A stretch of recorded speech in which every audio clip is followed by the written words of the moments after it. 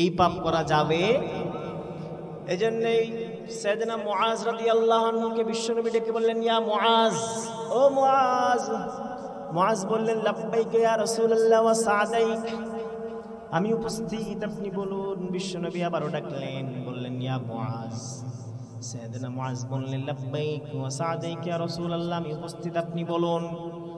বিশ্বনবী আবার ডাকে বললেন, ইয়া মুআজ। সাইয়েদনা মুআজ বললেন, লাব্বাইক ইয়া রাসূলুল্লাহ, আমি উপস্থিত, আপনি বলুন। বিশ্বনবী তিনবার ডাকার পরে বললেন, ইয়া মুআজ, খবরদার, লা তুশরিক বিল্লাহি শাইআ ওয়া ইন হুররিকতা আও কুতিলতা, খবরদার, আল্লাহর সঙ্গে শিরক করবে না, যদিও তোমাকে জ্বালিয়ে দেওয়া হয় কিংবা পুড়িয়ে দেওয়া হয়। আল্লাহর সঙ্গে শিরক করতে নিষেধ করেছেন কে? তোমাকে জ্বালিয়ে দেওয়া হলো শিরক করবে না, পুড়িয়ে দেওয়া হলো শিরক করবে না, তোমাকে যদি হত্যা করা হয় শিরক করবে না। ও মুআজ, খবরদার, আল্লাহর সঙ্গে শিরক করবে না। শিরক করা যাবে? কবরে কি সিজদা দেওয়া যাবে? মালা দেওয়া যাবে? আল্লাহ ছাড়া অন্য কাউকে ডাকা যাবে? এগুলো শিরক, এগুলো করা যাবে না। ওয়া নাশহাদু আন্না সাইয়্যিদানা ونبينا وحبيبنا وبشيرنا ونذيرنا وطبيبنا وطبيب أرواحنا وحبيبنا وحبيب ربنا محمدا عبد الله ورسوله أرسله بالحق بشيرا ونذيرا وداعيا إلى الله بإذنه وسراجا وقمرا منيرا. أما بعد، فقد قال الله تعالى في كلامه المجيد: أعوذ بالله من الشيطان الرجيم. بسم الله الرحمن الرحيم. إن الله وملائكته يصلون على النبي يا أيها الذين آمنوا صلوا عليه وسلموا تسليما. اللهم صل على محمد وعلى آل محمد كما صليت على إبراهيم وعلى آل إبراهيم إنك حميد مجيد. اللهم بارك على محمد وعلى آل محمد كما باركت على إبراهيم وعلى آل إبراهيم إنك حميد مجيد.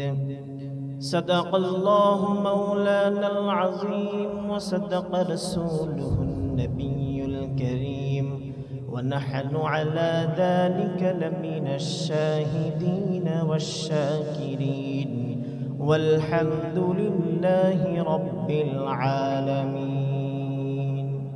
বললেন, এই যে মানব দেহ, এই যে মানব শরীর, মানব শরীরের মধ্যে রয়েছে অসংখ্য কোষ, আর এই কোষের মধ্যে রয়েছে নিউক্লিয়াস, নিউক্লিয়াসের মধ্যে রয়েছে ক্রোমোজোম।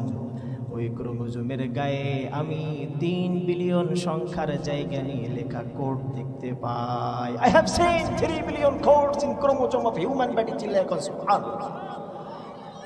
3 বিলিয়ন কোড দেখা যায়, যার নাম হলো ডিএনএ, ডিঅক্সিরাইবো নিউক্লিয়াস অ্যাসিড। মেয়েগুলো অগোছালো, এলোমেলো, অর্থহীন কোড নয়, চমৎকারভাবে এই কোডগুলো সাজানো গোছানো। অর্থবহ, এবং এই কোডগুলো মানবদেহের মধ্যে প্রোগ্রামিং সিস্টেম হিসাবে কাজ করে। কম্পিউটারের মধ্যে যেভাবে বাইনারি কোড বসিয়ে তার প্রোগ্রামিং সিস্টেম ক্রিয়েট করা হয়, মানব শরীরের মধ্যেও একটা প্রোগ্রামিং সিস্টেম চালু করেছে কে? আরো জোরে বলেন, তিনি কে? এবং চমৎকারভাবে এই কোডগুলো তথ্য দেয়, এই ব্যক্তির পরিচয় শনাক্ত করার জন্য কাজে লাগে। কে তার বাবা, কি তার পরিচয়, এবং এই কোডগুলো নির্দেশ করে ব্যক্তিটা কেমন হবে, তার বলন কেমন হবে, চলন কেমন হবে, উঁচু হবে না নিচু হবে, মোটা হবে না চিকন হবে, সুন্দর হবে না অসুন্দর হবে, সব তথ্যগুলো কোডের মধ্যে ঢুকিয়ে দিয়েছে কে? আরো জোরে বলেন, তিনি কে? ফ্রেডরিক স্যাঙ্গার বললেন, এই সূক্ষ্মভাবে এত সংখ্যক কোড এত সূক্ষ্ম জায়গায় এসে এই সাজিয়ে গুছিয়ে বসানোর কাজটা পৃথিবীর কোনো জাগতিক শক্তি কিংবা প্রাকৃতিক শক্তির পক্ষে সম্ভব নয়। চিল্লায়ে কোন সুবহানাল্লাহ। নিশ্চয় যিনি ক্রিয়েটর, যিনি এই মানব তৈরি করেছেন, তিনি এই কোডগুলো এখানে ঢুকিয়ে দিয়েছেন। চিল্লায়ে কোন ঠিক কিনা? আচ্ছা বলেন দেখি, এত শত প্রমাণ থাকার পরও দেশের বাইরে ভেতরে নাস্তিক আছে না নাই? আরো জোরে বলেন, আছে না নাই? এই নাস্তিকের বাচ্চাগুলা, আন্ডা বাচ্চাগুলা 2013 সাল থেকে নিয়ে এদেশের মুসলমানদের ধর্মে কর্মে আঘাত হানার চেষ্টা করেছিল। বাংলার মুসলমান 16 কোটি মুসলমানের গায়ে এক ফোঁটা রক্ত থাকতে কোন নাস্তিকের পায়ে তারা চলতে পারে না। চিল্লায়ে এখন ঠিক কিনা? আল্লাহ তাআলা আমাদেরকে আস্তিক বানিয়েছেন, বিশ্বাসী বানিয়েছেন, খুশি না বেজার? আমরা বলি আলহামদুলিল্লাহ। আল্লাহ আমাদের ঈমানকে কবুল করুক, বলেন আমিন। আর জোরে বলেন আমিন। আমরা আজকে কোরআন থেকে আলোচনা করব। এই কোরআনে সর্বমোট সূরা আছে 114 খানা, জানেন আপনারা? এই 114 খানা সূরার মধ্য থেকে আমি যে সূরাটা নিয়ে আপনাদের সাথে কথা বলবো, আলোচনা করব, তাফসীর করব, সেটা হলো সূরাতুল আনআম। কি সূরা? সূরাতুল আনআম। চমৎকার এই সূরাটিতে আল্লাহ তাআলা আমাদের জন্য কি মেসেজ রেখেছেন সেটা আজকে আমরা শুনবো। আনআম মানে হচ্ছে গবাদি পশু। আনআম মানে কি? গবাদি পশু, গৃহপালিত পশু। বাসায় গরু পালেন আপনারা? গরু পালেন না? ছাগল পালেন? এই যে গরু, ছাগল, উট, ভেড়া, এগুলোকে বলে আনআম। আল্লাহ তাআলা কোরআনের মধ্যে পশু পাখিদের নামও একটা সূরা দিলেন। সুবহানাল্লাহ পড়ে। আবার রব্বুল আলামিন গোটা পৃথিবীর সবচাইতে সেরা মাখলুক মানুষের নামেও সূরা দিয়েছেন, সূরাতুল ইনসান।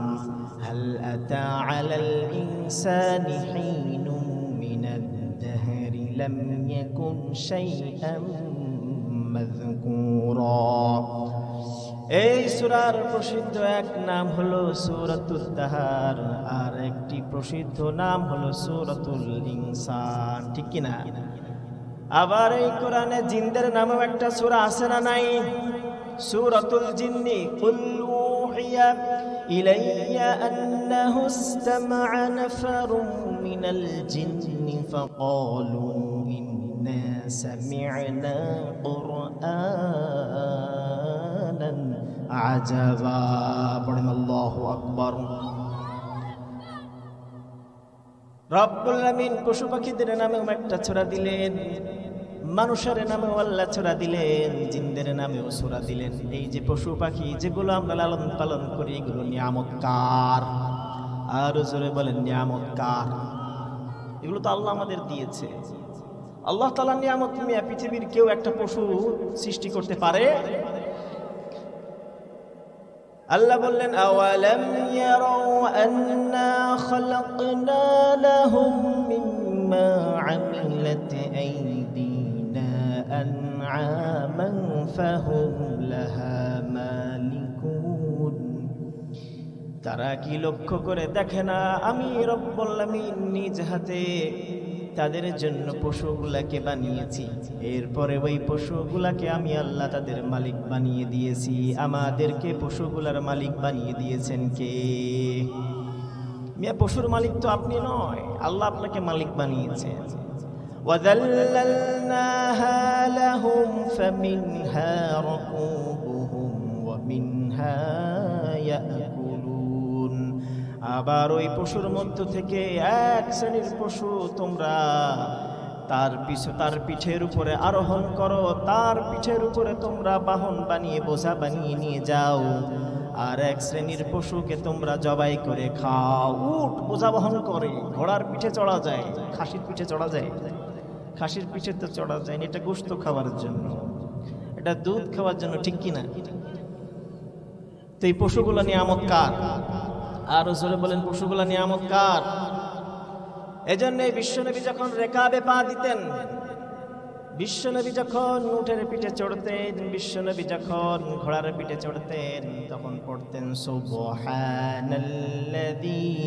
সাখখারা লানা হাযা ওয়া মা কুন্না লাহু মুকরিনিন। ও আল্লাহ, আমরা আপনার প্রশংসা করি, আপনার পবিত্রতা বর্ণনা করি। নিজ দয়ায় আপনি আমাদেরকে পশুগুলা নিয়ন্ত্রণে এনে দিয়েছেন, বশে এনে দিয়েছেন। আপনি যদি এই পশুগুলাকে আমাদের জন্য বশে না এনে দিতেন, আমরা কশ্চিন কালেও পশুগুলাকে বশে আনতে পারতাম না, ঠিক কিনা? মিয়া, বিশাল দেহের এই উট আপনার চাইতে সাইজে 10 গুণ বড়। এই যে ঘোড়া ঘন্টায় 70 থেকে 90 কিলোমিটার বেগে চলতে পারে, দৌড়াতে পারে, আপনার কথা মতো সে চলে, আপনার কথা মতো সে হাঁটে, এই বশে এনে দিয়েছে কে? কথা বলেন, এনে দিয়েছেন কে? আপনাদের কি কষ্ট হচ্ছে? সবাই আমরা বসে যাই। এই পশুগুলো আল্লাহ তাআলা আমাদেরকে নিয়ামত স্বরূপ দিয়েছেন। সূরাতুল আনআমের মধ্যে আল্লাহ তাআলা এই পশুর নিয়ামতের কথা ঘোষণা করেছেন। সূরাতুল আনআম চমৎকার একটি সূরা, হিয়া ইহদাস সুওয়ারি মিনাস সাবঈ তুয়াল। সাবঈ তুয়ালের একটি সূরা হলো সূরাতুল আনআম। বিশ্বনবী বললেন, উতিতু মাকানাত তাওরাতি আস-সাবআ ওয়া উতিতু মাকানাজ যাবুরি আল-মিন ওয়া উতিতু মাকানাল ইনজিলি আল-মাসানি ওয়া ফুদ্দিলতু বিল মুফাসসাল। বিশ্বনবী বললেন, আল্লাহ রাব্বুল আলামিন আমাকে তাওরাতের পরিবর্তে দান করেছেন সাবঈ তুয়াল। সাবঈ তুয়াল বলা হয় কোরআনুল কারীমের শুরুর দিকে বড় বড় যে 7খানা সূরা আছে, এই 7 সূরাকে বলা হয় সাবঈ তুয়াল। এর মানে সূরাতুল ফাতিহা ছাড়া, সূরাতুল আনফাল ছাড়া বাকি যে 7 সূরা রয়েছে, এই সূরাগুলোকে বলা হয় সাবঈ তুয়াল। সূরা বাকারা, আলে ইমরান, সূরা নিসা, মাইদা, আরাফ এবং এই তেলাওয়াতকৃত সূরা আনআম এবং তাওবা, এই 7 সূরাকে বলে সাবঈ তুয়াল। বিশ্বনবী বললেন, আল্লাহ তাআলা আমাকে এই 7 সূরা দিয়েছেন তাওরাতের পরিবর্তে। সুবহানাল্লাহ পড়েন। ওয়া উতিতু মাকানাজ যাবুরি আল-মিন। বিশ্বনবী বললেন, আমাকে রব্বুল আলামিন যাবুর কিতাবের পরিবর্তে দিয়েছেন আল-মিন। আল-মিন বলা হয় ওই সমস্ত সূরা যে সূরাগুলি 100 আয়াত কিংবা তার চাইতে কম বেশি আয়াতের। বিশ্বনবী বললেন, আল্লাহ তাআলা আমাকে এগুলো দিয়েছেন যাবুরের পরিবর্তে। ওয়া উতিতু মাকানাল ইনজিলি আল-মাসানি। বিশ্বনবী বললেন, রব্বুল আলামিন আমাকে দিয়েছেন মাসানি, ইনজিলের পরিবর্তে। মাসানি এর ব্যাখ্যায় মুফাসসিরিন কিরাম, মুহাদ্দিসিন কিরাম ব্যাখ্যা দিয়েছেন 3টা। কয়টা?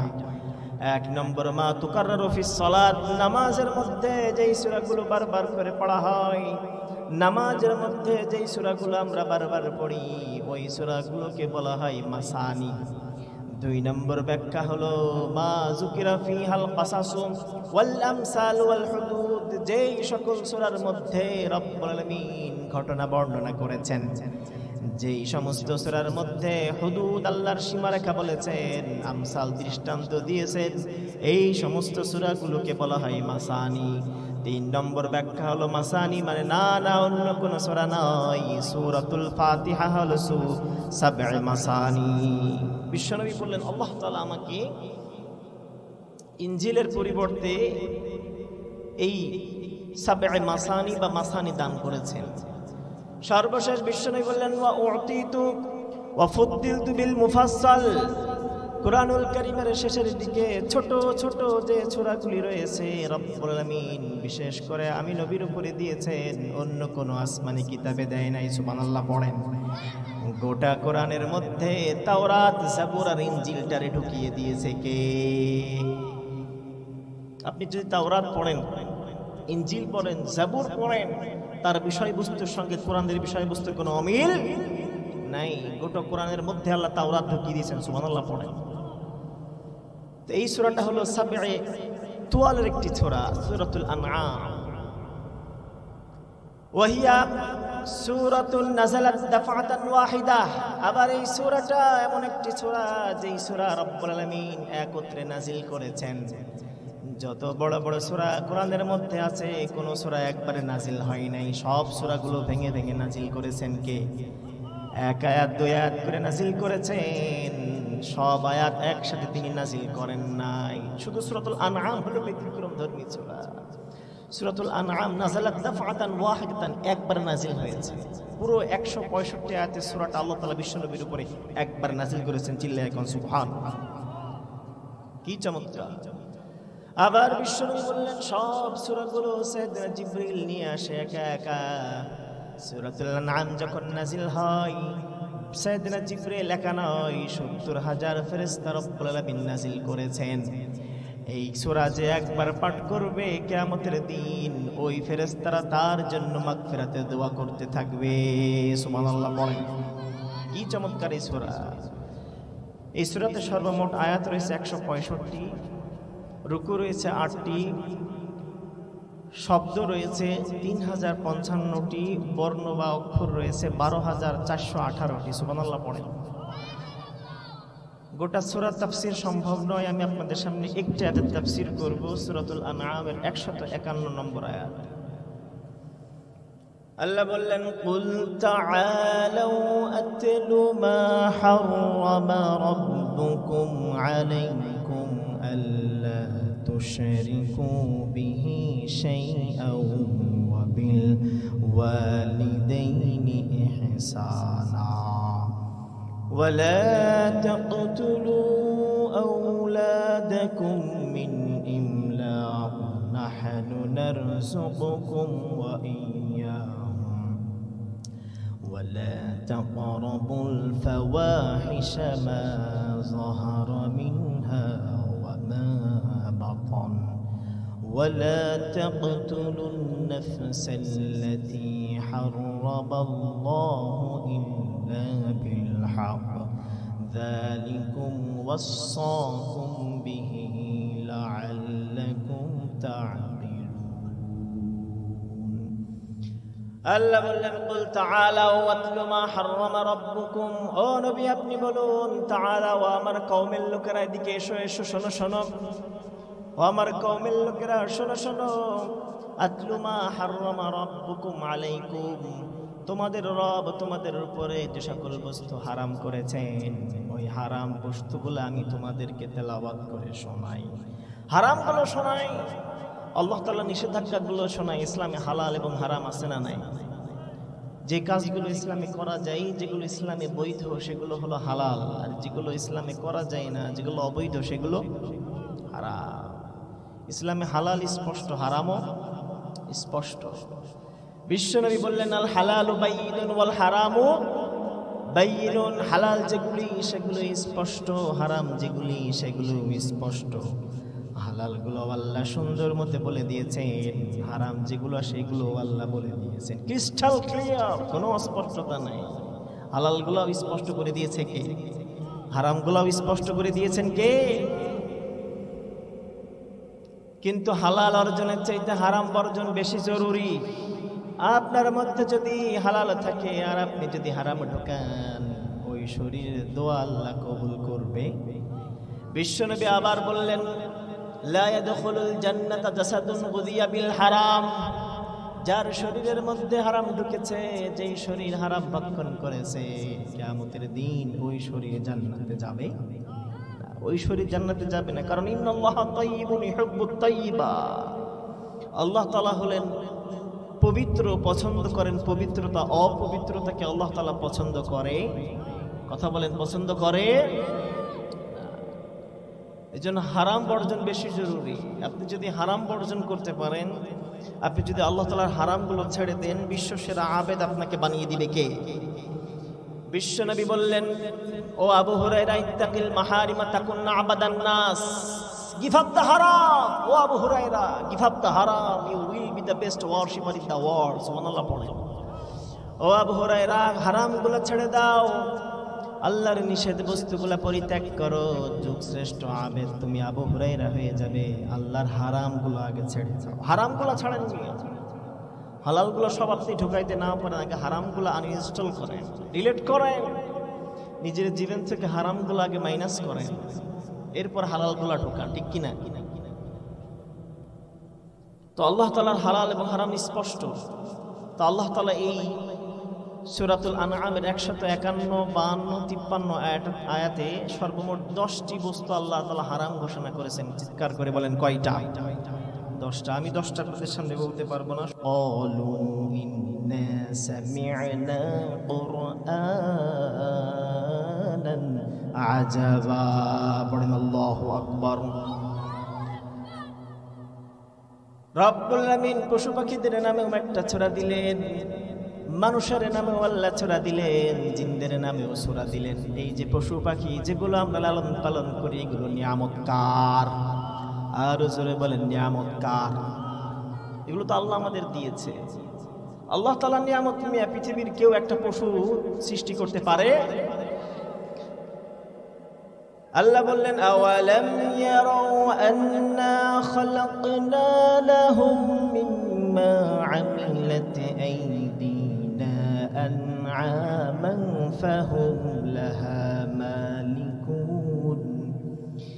তারা কি লক্ষ্য করে দেখে না আমি রব্বুল আমিন নিজ হাতে তাদের জন্য পশুগুলাকে বানিয়েছি, এরপরে ওই পশুগুলাকে আমি আল্লাহ তাদের মালিক বানিয়ে দিয়েছি।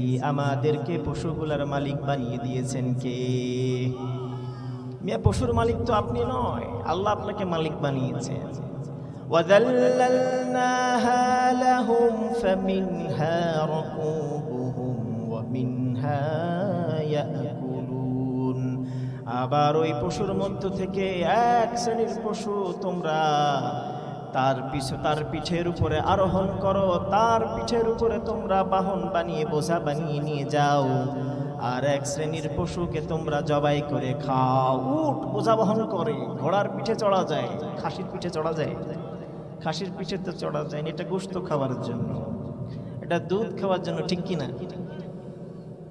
তো এই পশুগুলো নিয়ামত কার? আর জোরে বলেন পশুগুলো নিয়ামত কার? এজন্য বিশ্বনবী যখন রেকাবে পা দিতেন, বিশ্বনবী যখন উটের পিঠে চড়তেন, বিশ্বনবী যখন ঘোড়ার পিঠে চড়তেন, তখন পড়তেন সুবহানাল্লাযী সাখখারা লানা হাযা ওয়া মা কুন্না লাহু মুকরিনিন। ও আল্লাহ, আমরা আপনার প্রশংসা করি, আপনার পবিত্রতা বর্ণনা করি। নিজ দয়ায় আপনি আমাদেরকে পশুগুলা নিয়ন্ত্রণে এনে দিয়েছেন, বশে এনে দিয়েছেন।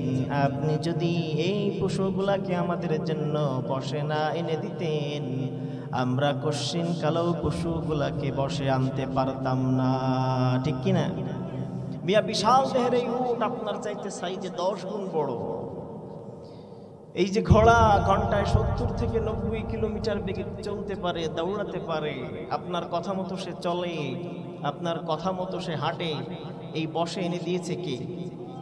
কথা বলেন, এনে দিয়েছেন কে? আপনাদের কি কষ্ট হচ্ছে? সবাই আমরা বসে যাই। এই পশুগুলো আল্লাহ তাআলা আমাদেরকে নিয়ামত স্বরূপ দিয়েছেন। সূরাতুল আনআমের মধ্যে আল্লাহ তাআলা এই পশুর নিয়ামতের কথা ঘোষণা করেছেন। সূরাতুল আনআম চমৎকার একটি সূরা, হিয়া ইহদাস সুওয়ারি মিনাস সাবঈ তুয়াল। সাবঈ তুয়ালের একটি সূরা হলো সূরাতুল আনআম। বিশ্বনবী বললেন উতিতু মাকানাত তাওরাতি আস-সাবআ ওয়া উতিতু মাকানাজ যাবুরি আল-মিন ওয়া উতিতু মাকানাল ইনজিলি আল-মাসানি ওয়া ফুদ্দিলতু বিল মুফাসসাল। বিশ্বনবী বললেন আল্লাহ রাব্বুল আলামিন আমাকে তাওরাতের পরিবর্তে দান করেছেন সাবঈ তুয়াল। সাবঈ তুয়াল বলা হয় কোরআনুল কারীমের শুরুর দিকে বড় বড় যে 7খানা সূরা আছে, এই 7 সূরাকে বলা হয় সাবঈ তুয়াল। এর মানে সূরাতুল ফাতিহা ছাড়া, সূরাতুল আনফাল ছাড়া বাকি যে 7 সূরা রয়েছে, এই সূরাগুলোকে বলা হয় সাবঈ তুয়াল। সূরা বাকারা, আলে ইমরান, সূরা নিসা, মাইদা, আরাফ এবং এই তেলাওয়াতকৃত সূরা আনআম এবং তাওবা, এই 7 সূরাকে বলে সাবঈ তুওয়াল। বিশ্বনবী বললেন আল্লাহ তাআলা আমাকে এই 7 সূরা দিয়েছেন তাওরাতের পরিবর্তে। সুবহানাল্লাহ পড়েন। ওয়াউতিতু মাকানা যাবুরি আল-মিন, বিশ্বনবী বললেন আমাকে রব্বুল আলামিন যাবুর কিতাবের পরিবর্তে দিয়েছেন আল-মিন। আল-মিন বলা হয় ওই সমস্ত সূরা যে সূরাগুলি 100 আয়াত কিংবা তার চাইতে কম বেশি আয়াতের। বিশ্বনবী বললেন আল্লাহ তাআলা আমাকে এগুলো দিয়েছেন যাবুরের পরিবর্তে।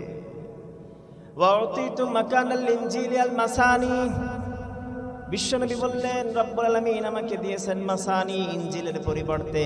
মাসানির ব্যাখ্যায় মুফাসসিরিন কিরাম, মুহাদ্দিসিন কিরাম ব্যাখ্যা দিয়েছেন 3টা। কয়টা? 1 নম্বর মা তুকাররারু ফিস সালাত, নামাজের মধ্যে যেই সূরাগুলো বারবার করে পড়া হয়, নামাজের মধ্যে যেই সূরাগুলো আমরা বারবার পড়ি ওই সূরাগুলোকে বলা হয় মাসানি।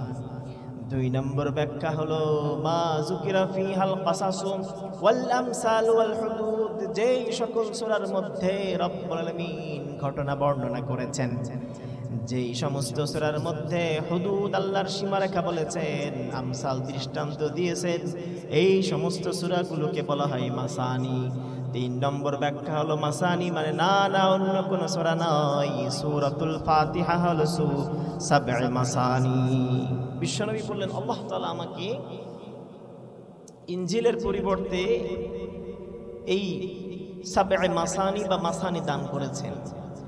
সর্বশেষ বিশ্বনবী বললেন ওয়া উতিতু ওয়া ফুদ্দিলতু বিল মুফাসসাল, কুরআনুল কারীমের শেষের দিকে ছোট ছোট যে সূরাগুলি রয়েছে রব্বুল আলামিন বিশেষ করে আমি নবীর উপরে দিয়েছেন, অন্য কোন আসমানি কিতাবে দেয় নাই। সুবহানাল্লাহ পড়েন। গোটা কোরআনের মধ্যে তাওরাত, জাবুর আর ইনজিলটারে ঢুকিয়ে দিয়েছে কে? আপনি যদি তাওরাত পড়েন, ইনজিল পড়েন, জাবুর পড়েন, তার বিষয়বস্তুর সঙ্গে কোরআনের বিষয়বস্তুর কোনো অমিল নাই। গোটা কোরআনের মধ্যে আল্লাহ তাওরাত ঢুকিয়ে দিয়েছেন। সুবহানাল্লাহ পড়েন। তো এই সূরাটা হলো সাবঈ তুওয়ালের একটি সূরা, সূরাতুল আনআম। ওয়াহিয়া সূরাতুন নাযালাত দাফআতান ওয়াহিদা, আবার এই সূরাটা এমন একটি সূরা যেই সূরা রব্বুল আলামিন একত্রে নাজিল করেছেন। যত বড় বড় সূরা কোরআনের মধ্যে আছে কোন সূরা একবারে নাজিল হয় নাই, সব সূরাগুলো ভেঙে ভেঙে নাজিল করেছেন কে? 1 আয়াত 2 আয়াত করে নাজিল করেছেন, সব আয়াত একসাথে তিনি নাজিল করেন নাই। শুধু সূরাতুল আনআম হলো ব্যতিক্রম ধর্মী সূরা। সূরাতুল আনআম নাযালাত দাফআতান ওয়াহিদাতান, একবার নাজিল হয়েছে। পুরো 165 আয়াতের সূরাটা আল্লাহ তাআলা বিশ্বনবীর উপরে একবার নাজিল করেছেন। চিল্লায়ে কোন সুবহানাল্লাহ, কি চমৎকার! আবার বিশ্বনবী বললেন সব সূরাগুলো সাইয়েদনা জিবরিল নিয়ে আসে একা একা। সূরাতুল আনআম যখন নাজিল হয় সাইয়েদনা জিবরিল একা নয়, 70,000 ফেরেশতা রব্বুল আলামিন নাজিল করেছেন। এই সূরা যে একবার পাঠ করবে কিয়ামতের দিন ওই ফেরেশতারা তার জন্য মাগফিরাতের দোয়া করতে থাকবে। সুবহানাল্লাহ বলেন। কি চমৎকার এই সূরা!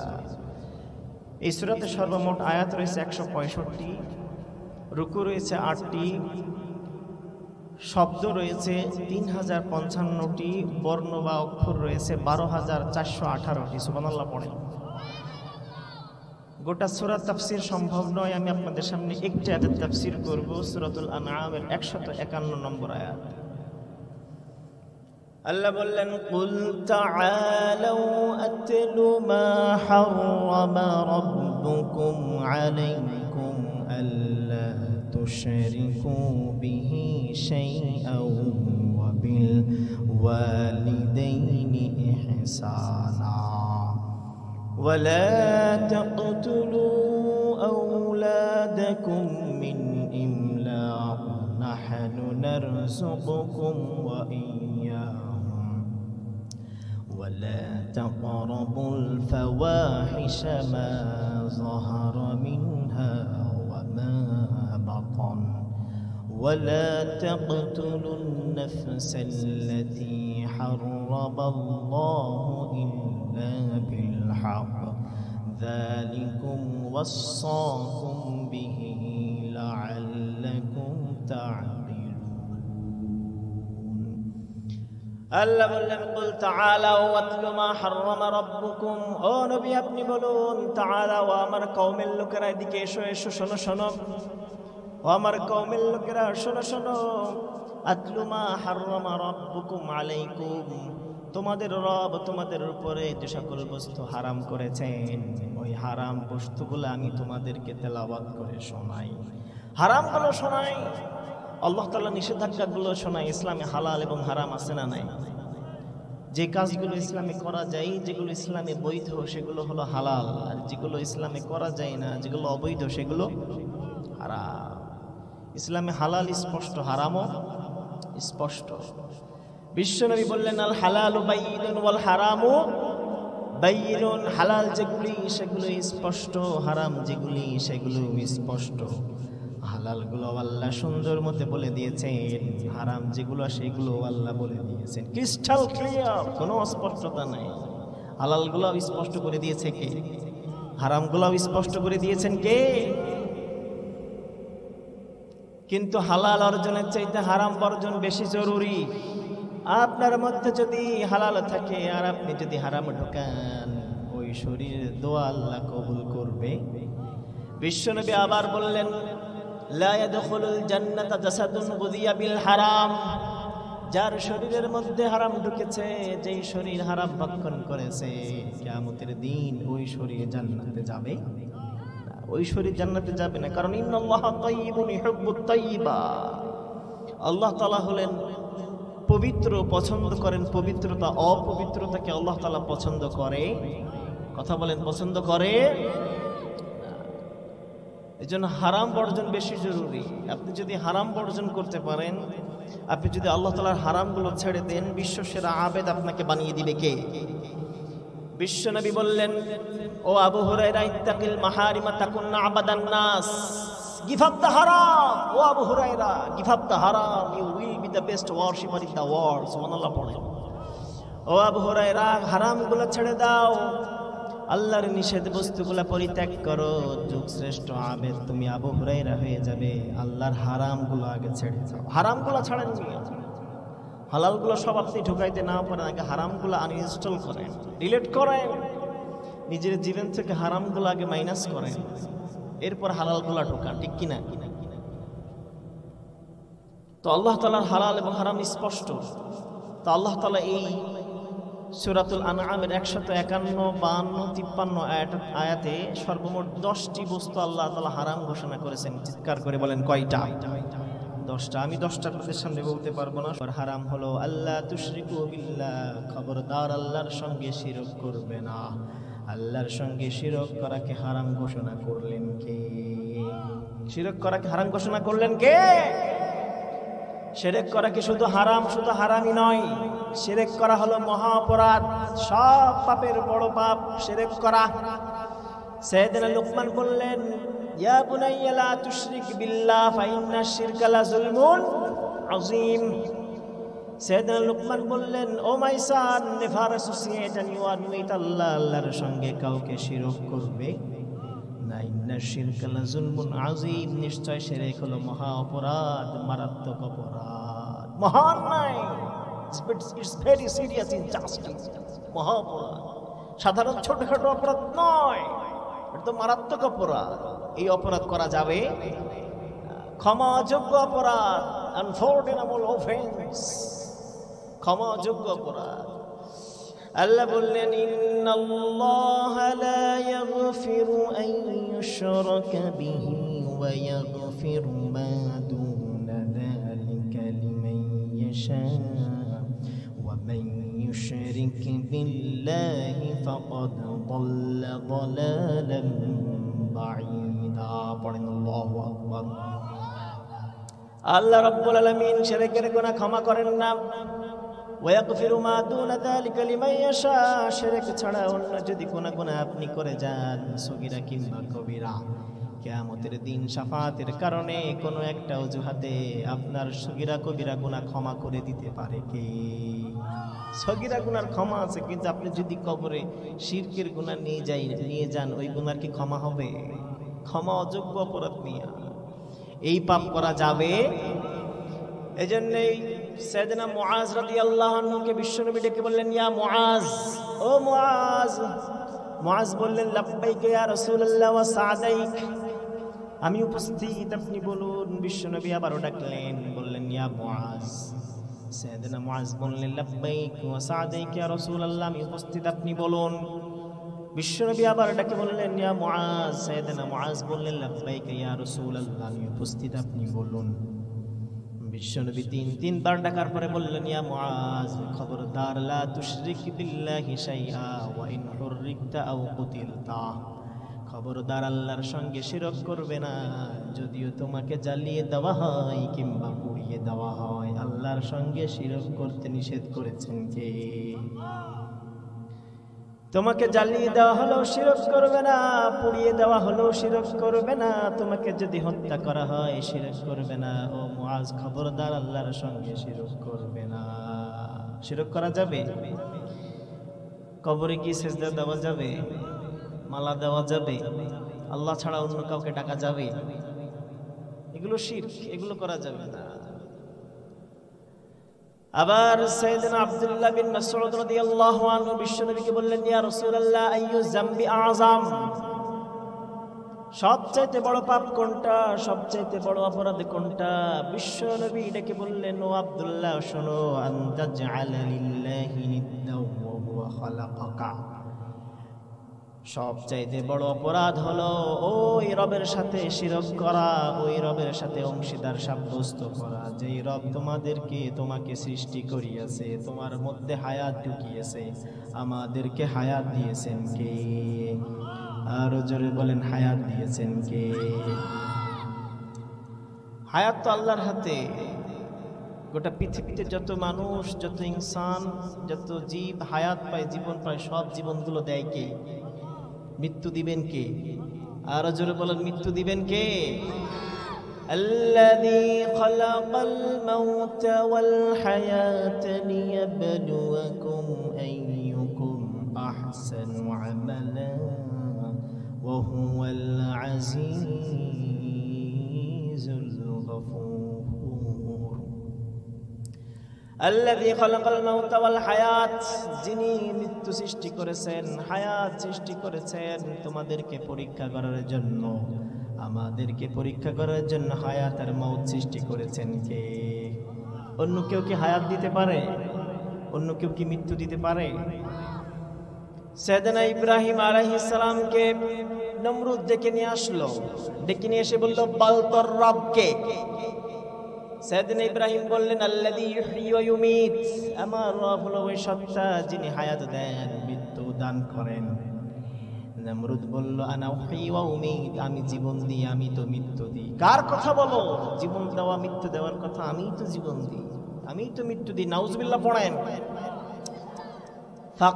ফাদআ রাজুলাইন মিনাস সিজনি ওয়া কাতালা রাজুলান ওয়া তারাকাল আখার, দুইজন বন্দীকে কয়েদিকে ডেকে নিয়ে আসলো, একজনকে জবাই করে দিল, হত্যা করলো, আর একজনকে ছেড়ে দিল।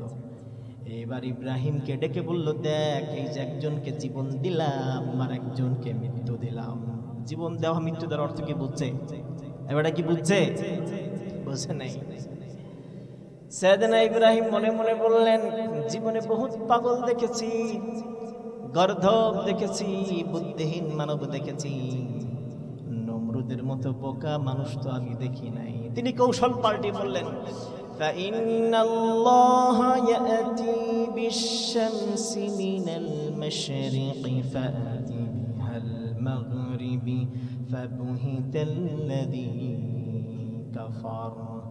তিনি বললেন, তোমার ক্ষমতা যদি আমার রবের মতো হয়, আমার আল্লাহর মতো হয়, আমার আল্লাহ তো প্রত্যেক দিন সূর্যটারে পূব আকাশ থেকে ওঠায়, তোমার ক্ষমতা যদি এত বেশি হয়, সূর্যটারে পশ্চিম আকাশ থেকে ওঠাও দেখি, পারবে নাকি? আর জোরে বলেন, পারবে নাকি? কেউ কি পারবে? কেউ তো পারবে না। সাইয়েদনা ইব্রাহিম আলাইহিস সালাম আটকে দিলেন, বললেন, সূর্যটা পশ্চিম আকাশ থেকে উঠাও। ফাবুহিতাল্লাযী কাফার, কাফের জবানটারে বন্ধ করে দিল কে? আর জোরে বলেন, বন্ধ করে দিল কে? তাহলে ভাইরা আমার, শিরক করা যাবে? আল্লাহ তাআলার এক নম্বর হারাম হচ্ছে শিরক করা যাবে না। দুই নম্বর আল্লাহ বললেন ওয়াবিল ওয়ালিদাইনি ইহসানা, মাতা পিতার সাথে সৎ ব্যবহার করবে। মাতা পিতার সাথে অসৎ ব্যবহারকে হারাম ঘোষণা করলেন কে? মাতা পিতার সাথে দুর্ব্যবহার করা যাবে না, এই ফয়সালা কার, সিদ্ধান্ত কার? وَقَضَى رَبُّكَ أَلَّا تَعْبُدُوا إِلَّا إِيَّاهُ وَبِالْوَالِدَيْنِ إِحْسَانًا। ও নবী, আপনার রব ফয়সালা করেছেন দুইটা। এক নম্বর, আল্লাহ তা'বুদু ইল্লা ইয়াহু, আপনার রবের ছাড়া অন্য কারো ইবাদত করা চলবে। ওয়াবিল ওয়ালিদাইনি ইহসানা, মাতা পিতার সাথে সৎ ব্যবহার করবে, মাতা পিতার সাথে অসৎ ব্যবহার করবে। আবার রব্বুল আলামিন শিখিয়ে দিলেন সৎ ব্যবহার কেমন হবে।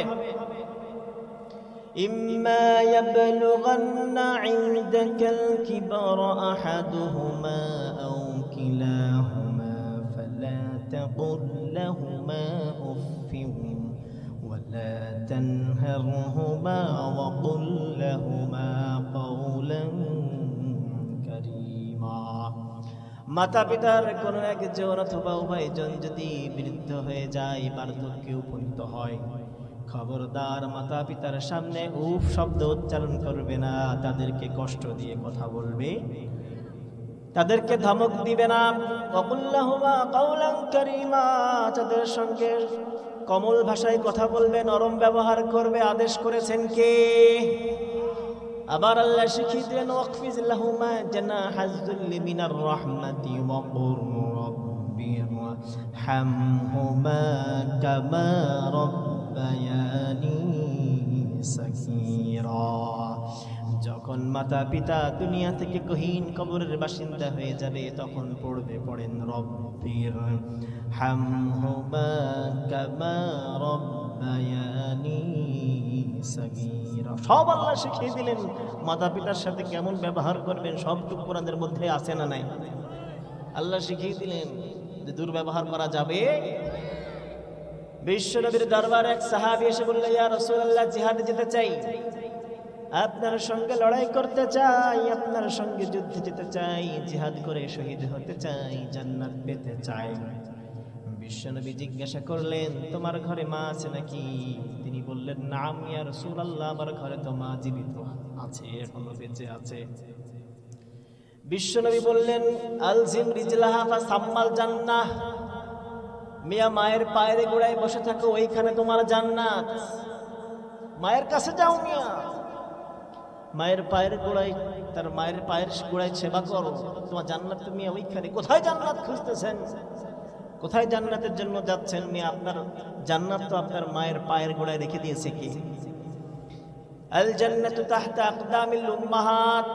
বিশ্বনবী বললেন, মায়ের পায়ের নিচে জান্নাত, ওই জান্নাত নষ্ট করা যাবে? যে জান্নাত আল্লাহ মায়ের পায়ের গোড়ায় রেখেছে, ওই জান্নাতকে মাতা পিতার মনে কষ্ট দিয়ে নষ্ট করা যাবে? নষ্ট করা যাবে ভাইরা আমার? নষ্ট করা যাবে না। সুতরাং মাতা পিতার সঙ্গে সৎ ব্যবহার করতে হবে, অসৎ ব্যবহারকে আল্লাহ হারাম ঘোষণা করবে। 3 নম্বরে আল্লাহ বললেন, ওয়ালা তাকতুলু আওলাদাকুম মিন ইমলাক নাহনু নারযুকুকুম ওয়া ইয়্যাহুম। খবরদার, লা তাকতুলু আওলাদাকুম, সন্তানদেরকে হত্যা করবে না, মিন ইমলাক, দারিদ্রতার ভয়ে, দারিদ্রতার ভয়ে, অভাবের ভয়ে, অনাটনের ভয়ে খবরদার সন্তানকে হত্যা করবে না। সন্তানকে হত্যা করা হারাম ঘোষণা করলেন কে? আর জোরে বলেন, হারাম করলেন কে? সন্তানকে হত্যা করা যাবে না, সন্তানকে মেরে ফেলা যাবে না। জাহিলি যুগের মানুষেরা রিজিকের ভয়ে, খাবারের ভয়ে, খাদ্য দেওয়ার ভয়ে নিজ সন্তানদেরকে হত্যা করত, জীবিত দাফন করে ফেলতো। ইসলাম এসে নিষেধ করলো যে না, খবরদার, নিজ সন্তানকে হত্যা করা যাবে না। খাবারের অভাবে, রিজিকের অভাবে সন্তানদেরকে মারবে না, কারণ আমাদেরকে রিজিক দেয় কে? আল্লাহ বললেন, নাহনু নারযুকুকুম ওয়া ইয়্যাহুম, আমি আল্লাহ তোমাদেরকে রিজিক দিই, তোমাদের সন্তানদেরকেও রিজিক দিই। আমাদেরকে রিজিক দেয় কে? গোটা পৃথিবীর সব প্রাণীদেরকে রিজিক দেয় কে? ওয়ামা মিন দাব্বাতিন ফিল আরদি ইল্লা আলাল্লাহি রিজকুহা ওয়া ইয়ালামু মুস্তাকাররাহা ওয়া মুস্তাওদাআহা কুল্লুন ফি কিতাবিন মুবিন। জমিনের বুকে এমন কোন প্রাণ নাই, জমিনের বুকে এমন কোন প্রাণ নাই, এমন কোন প্রাণী নাই যে প্রাণীর রিজিকের দায়িত্ব আমি আল্লাহ নিয়ে নেই। গোটা পৃথিবীর সব প্রাণীর রিজিকের দায়িত্ব নিয়েছেন কে? আর জোরে বলেন তিনি কে? সব রিজিকের দায়িত্ব তো তার। কিসের টেনশন নিয়ে আপনার রিজিক নিয়ে? কিসের প্যারা আপনার রিজিক নিয়ে? রিজিক তো মাকসুম, আরশের উপর থেকে রিজিকগুলো বন্টন করে কে? বিশ্বনবীর দরবারে আসার জন্য, বিশ্বনবীর দরবারে আসার জন্য ইয়ামান থেকে আশআরী গোত্রের লোকেরা রওনা দিল। মদিনায় হিজরত করে চলে আসবে, বিশ্বনবীর কাছে আসবে। পথের মধ্যে সব রসদপত্র শেষ, খানা দানা শেষ, পানি পুত্র শেষ, সব শেষ। খানা শেষ, পানি শেষ, কিছুই নেই। আশআরী গোত্রের লোকেরা মদিনায় যাওয়ার জন্য পথের মধ্যে এই বিপদের মধ্যে পড়ে চিন্তা করলো কি করা যায়। পরামর্শ করে সিদ্ধান্ত নিল একজন ব্যক্তিকে ঘোড়ার পিঠে চড়িয়ে আগে সফর করাবে, আগে পাঠিয়ে দিবে মদিনায়। মদিনায় গিয়ে বিশ্বনবীর কাছে গিয়ে বলবে যে আমরা খাদ্য সংকটে পড়েছি, মদিনায় আসতে চাই, আমাদের কাছে খাবার নাই, খাবার দেন। বিশ্বনবীর কাছে গেলে অবশ্যই তিনি খাবার দিবেন, ফিরাবে না। সাহাবী ঘোড়া চালিয়ে দ্রুত বেগে মদিনায় চলে আসলো। মদিনায় এসে বিশ্বনবীর দরবারে, বিশ্বনবীর হুজরায় ঢুকবে, এমন সময় শুনতে পেলেন বিশ্বনবী ভিতরে থেকে পড়তেছেন ওয়ামা মিন দাব্বাতিন ফিল আরদি ইল্লা আলাল্লাহি রিজকুহা। গোটা জমিনে যত প্রাণী আছে, প্রাণ আছে, সব প্রাণীর রিজিকের দায়িত্ব আমি আল্লাহ। সাহাবী থমকে দাঁড়ালেন গেটের মধ্যে। দরজায় প্রবেশ করতে গিয়ে থমকে দাঁড়ালেন, মনে মনে ভাবলেন বিশ্বনবীর কাছে আসলাম খাবার অন্বেষণ করার জন্য, রিজিকের জন্য। আর ওই নবী বলতেছেন খাবারের দায়িত্ব কার? আর জোরে বলেন রিজিকের দায়িত্ব কার? তিনি মনে মনে ভাবলেন গোটা পৃথিবীর সব প্রাণীর রিজিকের দায়িত্ব রব নিয়েছেন। আমরা তো মাখলুকাতের মধ্য থেকে শ্রেষ্ঠ মাখলুক, আশরাফুল মাখলুকাত, আমাদেরকে আল্লাহ না খাওয়ায় রাখবে না। ফিরে গেলেন, রিটার্ন করলেন, চলে আসলেন যে না, বিশ্বনবীর কাছে যাব না, ওই আল্লাহর উপরে ভরসা করব যে আল্লাহ সবাইরে রিজিক দেন। চিল্লায় এখন সুবহানাল্লাহ। ফিরে এসে বললেন আবশিরু, সুসংবাদ নাও। ও আমার গোত্রের লোকেরা, আমার ভাইয়েরা, বন্ধুরা, সুসংবাদ নাও। অন্যান্য সাহাবারা ভাবলো যে হয়তো বিশ্বনবীর পক্ষ থেকে সুসংবাদ নিয়ে এসেছেন, অল্প কিছুক্ষণের মধ্যে খাবার চলে আসবে। কিছুক্ষণ পরে দেখা গেল এক লোক ফিয়াদিহি কাসা, তার হাতে একটা বড় খাঞ্চা, বড় একটা গাবলা, তার মধ্যে গোশত ভর্তি, রুটি ভর্তি। তিনি আসতেছেন, এসে বলতেছেন এটা আপনাদের জন্য হাদিয়া, এটা হাদিয়া এসেছে, আপনারা খান। সব সাহাবারা হাদিয়া গ্রহণ করলেন, খাবার খেলেন, পেট ভরে খেলেন, এখনো কিছু অবশিষ্ট আছে। মদিনায় এসে বিশ্বনবীর কাছে গিয়ে বললেন ইয়া রাসূলুল্লাহ, আপনি যে খাবার আমাদের জন্য পাঠিয়েছিলেন তা এখনো পর্যন্ত আছে, কিছু গোশত, কিছু রুটি আছে, এগুলো নিন, নিয়ে আমাদের চাইতেও যদি কোনো অসহায় থাকে, অন্নহীন থাকে, তাকে দিয়ে দিন। সুবহানাল্লাহ পড়ে। বিশ্বনবী বললেন না না, আমি তো কাউকে খাবার দেই নাই, আমি তো কারোর জন্য গোশত পাঠাই নাই, রুটি পাঠাই নাই। সাহাবী বলল ওই যে গতদিনে আপনি আমাদের জন্য পাঠিয়েছিলেন, এক সাহাবীকে আমরা পাঠিয়েছিলাম, আপনি তার কাছে সুসংবাদ পাঠিয়েছিলেন, তার কিছুক্ষণ পরে আপনি খাবার পাঠিয়ে দিলেন। বিশ্বনবী বললেন না না, তোমাদের কোথাও ভুল হচ্ছে, আমি খাবার পাঠাই নাই, আমি তো খাবার দেই নাই, এরকম তো কোনো ঘটনাই ঘটেনি। সাহাবী বলল না, আমাদের কাছে তো খাবার এসেছে।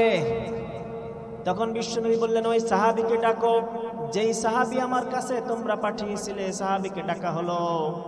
ওই সাহাবী এসে বিশ্বনবীর কাছে সব ঘটনা খুলে বলল, ইয়া ইয়া রাসূলুল্লাহ, মদিনায় ঠিক এসেছিলাম, কিন্তু আপনার কাছে আমি আসতে পারি নাই। যখনই আপনার কাছে আসবো তখনই আপনি পড়ছিলেন ওয়া মা মিন দাব্বাতিন ফিল আরদি ইল্লা আলাল্লাহি রিজকুহা। গোটা জমিনে যত প্রাণী আছে সব প্রাণীর রিজিকের দায়িত্ব নিয়েছেন কে? সাহাবী বলল, আমি মনে মনে ভাবলাম আপনার কাছে এসেছি রিজিকের জন্য, কিন্তু আপনি পড়তেছেন রিজিকের দায়িত্ব আমার রবের। ওই রবের উপরে ভরসা করে চলে গিয়েছি, আমি তো আর কিছুই বলতে পারি না। বিশ্বনবী তখন ডাক দিয়ে বললেন, আমার সাহাবীরা, আমি নবী তোমাদেরকে খাওয়াই নাই, তোমাদেরকে ওই সত্তা খাওয়াইছেন যিনি গোটা পৃথিবীর সব প্রাণীদেরকে রিজিক দেন। সুবহানাল্লাহ, জোরে কোন। তো রিজিক নিয়ে কোনো টেনশন আছে মিয়া? আল্লাহ বললেন, খবরদার রিজিকের ভয়ে কাউকে হত্যা করবে।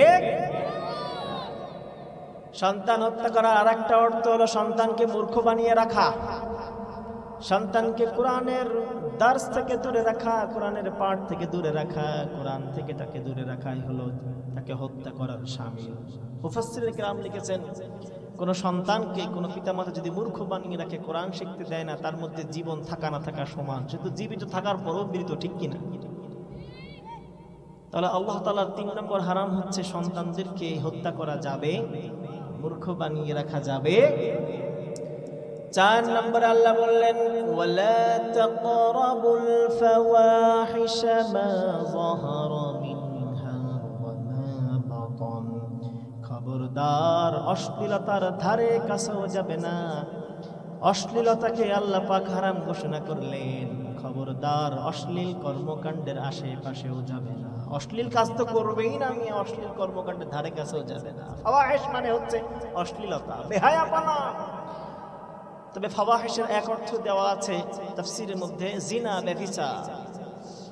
আল্লাহ নাতে বললেন, ওয়ালা তাকরাবুজ জিনা ইন্নাহু কানা ফাহিশাতাও ওয়া সাআ সাবিলা।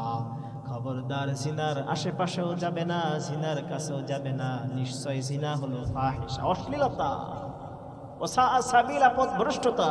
খবরদার জিনার কাছে যাবে, কারণ জিনা যারা করে, ব্যভিচার যারা করে, বিবাহিত হলে ৭ আসমান ৭ জমিন তার জন্য লানত করে, অভিশাপ দেয়। বিশ্বনবী বললেন, ইন্নাস সামাওয়াতিস সাবআ ওয়াল আরদিনাস সাবআ লাতালআনাল আজুজ আয-যানিয়া ওয়াশ-শাইখা আয-যানি।